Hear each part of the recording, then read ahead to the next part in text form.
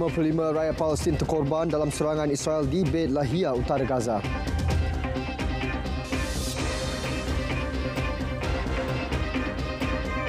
Assalamualaikum, Dunia 10 bersama saya, Sahih Samsudin. Sekurang-kurangnya 55 rakyat Palestin terkorban dan puluhan lain cedera dalam serangan Israel ke atas sebuah bangunan kediaman di bandar Beit Lahia, utara Gaza. Menurut pengamatan kecemasan awam Palestin, kebanyakan mangsa dipercayai masih terperangkap di bawah runtuhan. Agensi berita rasmi Palestin, Wafa, dan media Hamas juga melaporkan angka yang sama.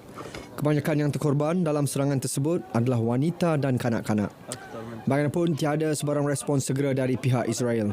Semalam, perkhidmatan kecemasan awam Palestin melaporkan hampir 100,000 orang terperangkap di Jabalia, Beit Lahia dan Beit Hanun tanpa bekalan perubatan atau makanan. Israel mendakwa telah menghapuskan pasukan tempur Hamas awal tahun ini dalam perang yang berlangsung selama setahun. Serangan tersebut dilaporkan bertujuan untuk menghalang Hamas daripada berkumpul semula. Dalam pada itu, pemimpin PBB dan beberapa negara Eropah memberi reaksi selepas Israel meluluskan undang-undang melarang UNRWA beroperasi di negara itu. Ketua UNRWA Filipe Lazzarini berkata, larangan ini hanya akan memberikan lebih penderitaan rakyat Palestin, terutama di Gaza. Setiausaha Agung PBB Antonio Guterres berkata, undang-undang ini boleh membawa akibat yang memusnahkan. Undang-undang ini membimbangkan sekutu barat Israel selain akan memburukkan lagi keadaan kemanusiaan di Gaza. Penggubal undang-undang berkata terdapat pelibatan kaki tangan UNRWA dalam serangan 7 Oktober 2023 ke atas Israel. Selain menambah, kaki tangan itu mempunyai keahlian dalam Hamas dan kumpulan bersenjata lain. Sementara itu, angka kematian rakyat Palestin akibat serangan Israel di Gaza telah melebihi 43,000. Menurut kenyataan pihak berkuasa kesihatan Gaza, dalam 48 jam lepas, tentera Zionis membunuh 96 orang dan mencederakan 277 yang lain. Ini menjadikan jumlah kematian sebanyak 43,020 orang dan 101,110 cedera sejak Oktober 2023. Pasukan Pertahanan Israel IDF meneruskan serbuan dan membunuh pejuang bersenjata dan membongkar infrastruktur disasarkan di tengah dan selatan Gaza. IDF mendakwa telah menahan kira-kira 100 pejuang di Hospital Kamal Adwan di Jabalia. Sementara itu, pengarah hospital Hussam Abu Safia menggesa untuk melindungi hospital, pesakit dan kaki tangannya. Dalam perkembangan lain, angka kematian akibat serangan udara Israel di Lubnan sejak 8 Oktober 2023 telah mencecah 2,710 dan kecederaan pula meningkat kepada 12,592. Menurut Kementerian Kesihatan Lubnan, tentera Israel melancarkan serangan udara di selatan Lubnan yang menyasarkan Hizbullah. Pasukan Pertahanan Israel mendakwa menyerang sasaran Hizbullah di Tyre, termasuk depo senjata dan struktur tentera. Agensi Berita Nasional Lubnan melaporkan 7 maut dan 17 cedera dalam serangan Israel sebuah bangunan di Al-Ramal di Tyre. Serangan udara juga dilakukan di selatan Lubnan semalam mengakibatkan 15 orang terbunuh dan 34 cedera. Sumber tentera Lubnan berkata tentera Israel melakukan 17 serangan udara di selatan Lubnan dan 5 di timur. Hizbullah pula mendakwa telah melancarkan roket ke arah Israel sebagai serangan balas menyasarkan bandar pelabuhan utara Israel, Haifa dan pangkalan tentera laut.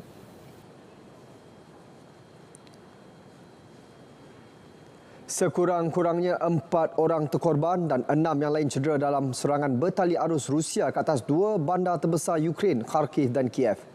Menurut pegawai Ukraine, Rusia melancarkan serangan hampir setiap malam dan melaporkan telah menembak jatuh 26 daripada 48 drone yang dilancarkan itu. 4 orang terkorban di Kharkiv selepas tengah malam pada hari Selasa akibat serangan bom Rusia di daerah Osnoviansky. Datuk Bandar Ihor Terkhov dalam hantaran menerusi telegramnya berkata, mangsa yang terkorban akibat serangan bom. Serangan tersebut berlaku serangan bom panduan Rusia di Kharkiv semalam yang menghancurkan sebahagian besar bangunan Zerprom. Bagaimanapun, Moskow menafikan bahawa mereka menyasarkan orang awam dalam serangan yang bermula selepas pencerobohan ke atas Ukraine Februari 2022.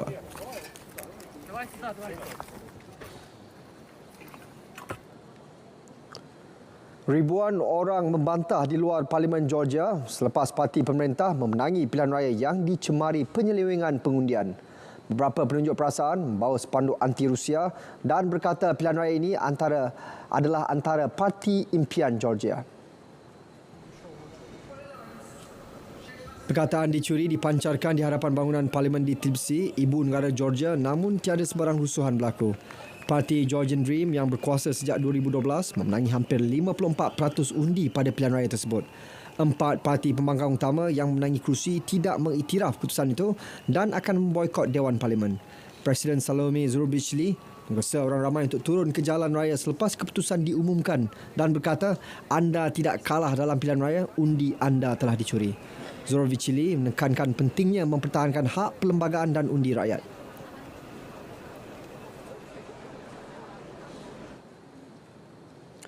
Sementara itu, Perdana Menteri Hungary Viktor Orban mengucapkan tahniah kepada rakan sejawatannya Irakli Khabakhize setelah pilihan raya Georgia yang dianggapnya bebas dan demokratik.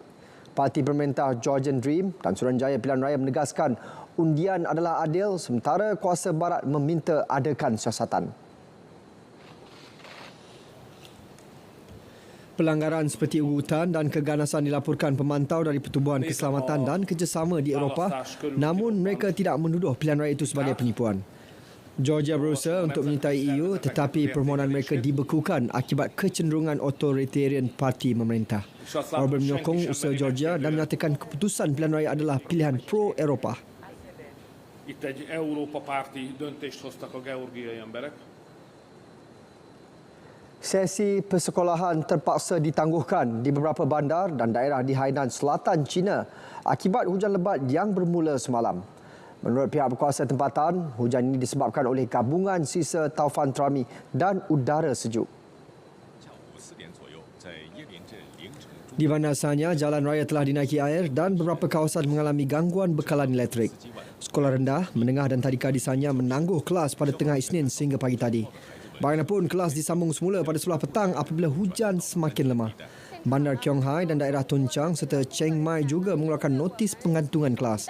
Suruhanjaya Pencegahan, Pengurangan dan Bantuan Bencana Wilayah telah mengeluarkan amaran kecemasannya terbaru daripada tahap 3 ke tahap 2. Hujan lebat melebihi 250 ml dijangka turun di Bandar Waning dan Zanzhou serta daerah otonomi Kiangzhongli dan Miao dalam tempoh 24 jam akan datang.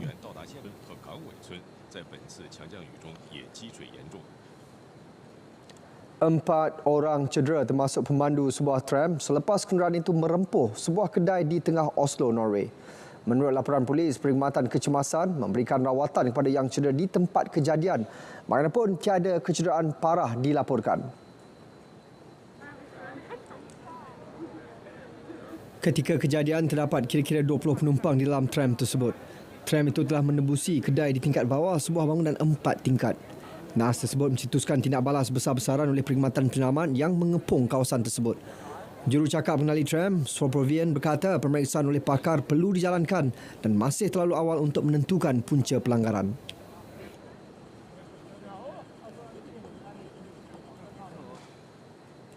Bandar-bandar besar di India dilanda jerbu tebal ketika kualiti udara terus menimbulkan risiko kesihatan serius kepada berjuta-juta penduduk di negara itu. Kualiti udara kebangsaan mengklasifikasikan keadaan udara di banyak kawasan di New Delhi sebagai sangat buruk. Seorang penduduk tempatan laporkan mengalami masalah pernafasan dan kesesakan dada akibat pencemaran itu. Pihak berkuasa di Mumbai melaporkan tahap kualiti udara sebagai di kawasan itu adalah sederhana. Wilayah ibu negara India berdepan masalah pencemaran setiap tahun, terutamanya apabila suhu turun dan udara sejuk memerangkap habuk pembinaan, pelepasan kenderaan dan asap. China meneruskan misinya untuk mendaratkan angkasawan di bulan menjelang tahun 2030. Agensi Angkasa Lepas China CMSA mengumumkan kemajuan ini pada sidang akhbar hari ini. Juru cakap CMSA, Lin Ziqiang berkata prototipe roket Long March 10, kapal angkasa Mengzhou dan pendarat bulan Lan Yu sedang dalam proses pengeluaran dan ujian. Matlamat China adalah untuk melancarkan 2 roket pembawa bagi menghantar kapal angkasa dan pendarat ke orbit bulan. 10 angkasawan akan menjalani latihan untuk misi ini, akan belajar mengendalikan kapal angkasa dan rover bulan serta menjalankan tinjauan geologi. Latihan juga akan meliputi situasi tanpa berat dan cabaran bergerak dalam graviti bulan.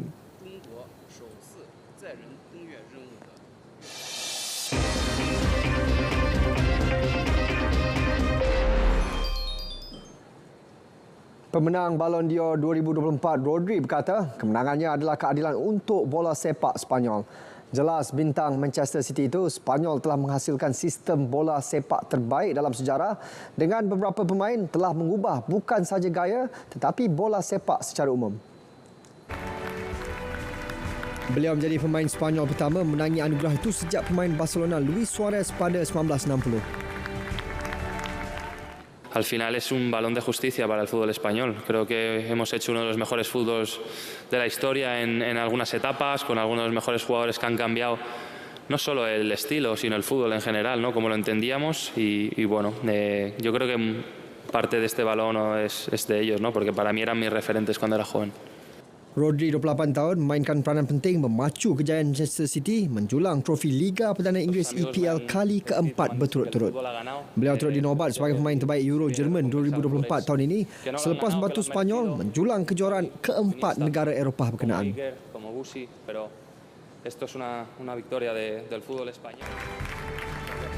Sementara itu, bintang Barcelona dan Sepanyol Aitana Bonmati teruja selepas menang Ballon d'Or wanita untuk kali kedua berturut-turut. Bien, un orgullo, agradecida de poder recoger hoy el segundo Balón de Oro y de ser una referente, ya no solo por lo que soy dentro del campo, sino por lo que soy fuera, ¿no? Y lo que somos fuera, porque como sabemos siempre estamos luchando contra todo y todos. Al final nos ha tocado esta labor al ser mujeres y creo que además de ser unas magníficas futbolistas tenemos esa capacidad de seguir luchando dentro y fuera del terreno. Pemain berusia 26 tahun itu menyertai rakan sepasukan Alexia Putellas sebagai satu-satunya wanita yang menangi Ballon d'Or 2 kali sejak anugerah itu diperkenalkan untuk wanita pada 2018. Tenis Paris Masters, wakil tuan rumah Adrian Manarino memanfaatkan sokongan penonton tempatan pada Isnin apabila menyingkirkan pemain nombor 12 dunia Tommy Paul. Manarino yang berada di ranking ke-58 menang dengan keputusan 6-3, 7-5 di arena Bercy dan mara ke pusingan kedua untuk bertemu sama ada Zizo Bergs dari Belgium atau veteran Perancis Richard Gasquet. Kekalahan tersebut memadamkan harapan Paul untuk layak ke kejohanan akhir musim Masters di Turin pada November. Pemain nombor 11 dunia Stefanos Tsitsipas pula berjaya mengatasi permulaan yang sukar untuk menewaskan Roberto Cabelez Baena dengan keputusan 4-6, 6-3, 6-3 lalu melangkah ke pusingan kedua. Tsitsipas telah mencapai peringkat separuh akhir di Paris selama 2 tahun berturut-turut.